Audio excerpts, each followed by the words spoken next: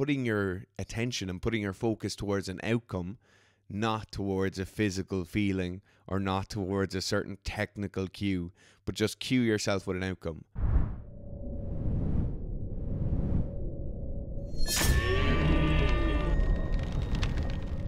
Welcome back to Seek a Psychology. This week brought to you on a Tuesday instead of a Thursday or a Friday.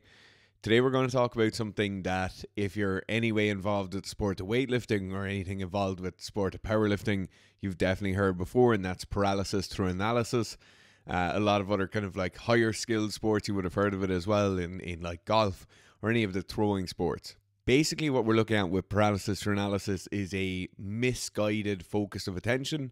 So people looking at A when they should be looking at B. People focusing on a certain stimulus when they should be focusing on something else.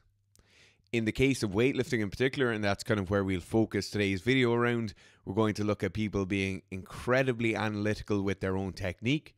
So obviously technique in the snatch and the clean and jerk are a lot more complicated than basically any other barbell movement. There's a lot going on there for most people. They're kind of trying to half coach themselves, half get coaching from people online or people in a club or a coach they're working with.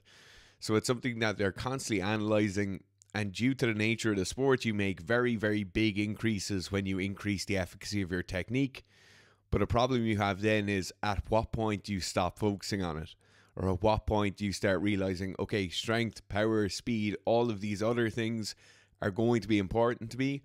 I have to stop just constantly looking at my technique. To give you a quick example, right? If you have a weightlifter who's been lifting maybe 8 months, 8 to 12 months, and they're at a 60 or 70 kilo snatch, and they're constantly looking at their technique. So they're saying on every time they're lifting the bar, they're thinking about chest up, shoulders back, knees back, bar gum straight up. I finish my pull, I drop under. As I drop under, I think about locking out my elbows. As I lock out my elbows, I want to drop as deep as possible into the squat. Obviously, just listening to that and knowing how fast a snatch movement is, you understand that that amount of attention being paid to physical cues is going to be inhibitory, right? Because you're physically not going to be able to do that as you're going through the movement itself. But even as you review the movement and as you're kind of recovering intra-set, that amount of analysis is going to be inhibitory to you. Today's video is going to be mainly based around a paper by Felix Erlenspien. Hopefully I've pronounced that right. It's in the European Journal of Sports Science, and it's called Paralysis by Analysis, a functional framework for the effective attentional focus on the control of motor skills. This paper isn't based at any specific sports movement. It's not even based on any kind of specific motor cognition element. But what it does do is it offers us a framework for where we should be putting our attention, where we should be kind of guiding an athlete to start thinking about. So there's an overriding kind of principle of focus and attention that would show you want athletes to be really focused on the movement as they're doing it. This would be the kind of the overarching thoughts of most of sports science. It'll be the overarching thoughts of most practitioners. But when we look at kind of more recent research and people who are delving into the field, particularly of motor learning, so like learning new physical skills, an example of this would be like Wolf and Prince, they start to see that maybe this kind of internal focus isn't always the best way when you have an athlete who's kind of learning one of these kind of discrete high skill movements. Okay, the first thing Wolf and Prince started looking at is like standard cognitive models and standard models for cognitive motor skills. Those kind of models don't tend to help us here because every movement is so different, right? So where you may have an overarching cognitive model for another area of psychology, when it comes to motor learning, there is so many different factors at play here that those general models really didn't work. What they moved on to then was kind of a more functional framework, or looking at research from a functional perspective and seeing, okay, there's discrete differences between group A and group B. What does group A do? What does group B do? And then start doing intervention style studies on both of these to figure out what's the best thing. The framework he starts to draw up in the Erlenspien paper is something where the first thing they look at is attention is the anticipation of an effect, right? So my attention is drawn in on the anticipation of me hitting a ball, me kicking a ball, me making a tackle, and that's what my attention is going to be focused towards. And then the second piece of the framework is around this kind of chunking of information, right?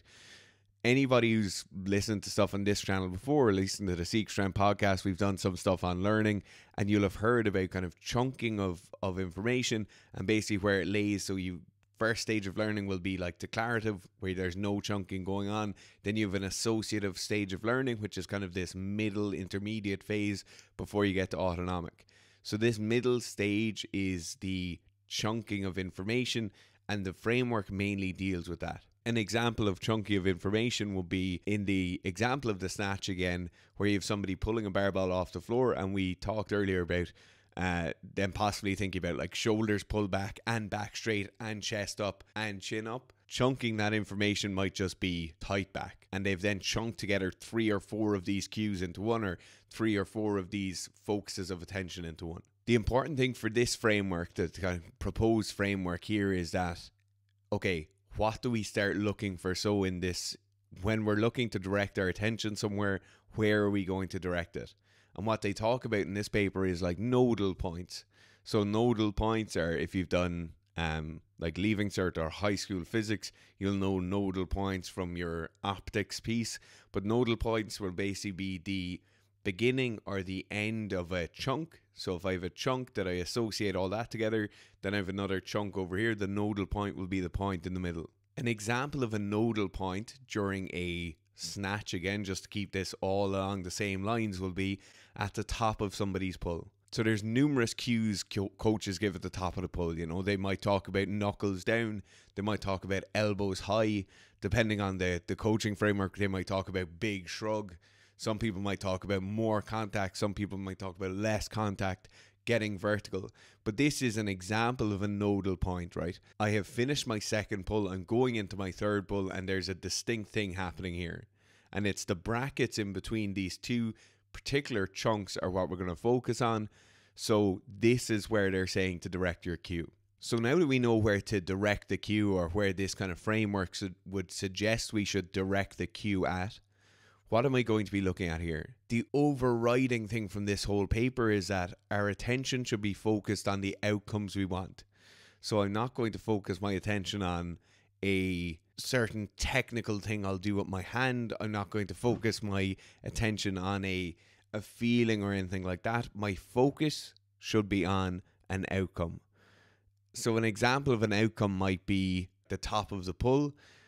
An example of a nodal point and a good cue there would be like getting tall. So getting vertically as tall as I can possibly be, getting the crown of my head through the ceiling. It's a nodal point. It's the change between my second and third pull. I've put in a huge amount of physical effort. So all of these boxes are being ticked. And then it's a really simple cue, like get tall, head through the ceiling, whatever it's going to be. And it's on an outcome. I'm not thinking about contracting my quads to get tall. I'm not thinking about being faster on the way up to get tall. It's an outcome I'm focusing my attention on. What are some of the limitations with this framework? It's a proposed framework. As with all psychological frameworks, it's like you put it out there in the ether, see how people get on with it, see how many times it's cited, see what other authors are talking about with it. What might be some limitations here? The first thing that comes in here is that not all learners are able to chunk information or chunk cues effectively. So if I have an athlete who is just in the declarative stages of learning, they still don't know what the outcome is. They can't know what the outcome is because they haven't done the movement enough. So they don't know what getting tall is because they've never got tall before. They don't know what loud foot movement is in the catch position because they've never had loud foot movement before. So that is one kind of shortcoming of this, is that it should work very, very well in a certain stage of learning, mainly that associative stage of learning, or possibly in the autonomic stage of learning as well, but it probably won't work too well in the declarative stage. The second kind of limitation, or not so much a limitation, but the second thing is this is so broad, right? And this goes for almost all of the frameworks in psychology as a whole, but in sports science as a whole as well. When we have a framework for training, programming, psychology, mental skills training, whatever it is, they tend to be incredibly broad. And it is something that's brought up by the author here, is that you probably need particular applications, or what he calls it is like application orientated study. So there's no better situation than you. If you're a weightlifter who's training by themselves at the moment in their shed or wherever, start thinking about this. Start thinking about where you chunk those cues together. Start thinking about what are the nodal points. And then start thinking about putting your attention and putting your focus towards an outcome, not towards a physical feeling or not towards a certain technical cue, but just cue yourself with an outcome. I want the bar to be fast. I want my catch position to be low, and see how you get on. If you like this information, go back. There's loads of other Seek a Psychology videos. If you want information on consultation or coaching, go to our website. There's a link in the description of this video. And yeah, I hope you enjoy. Thank you.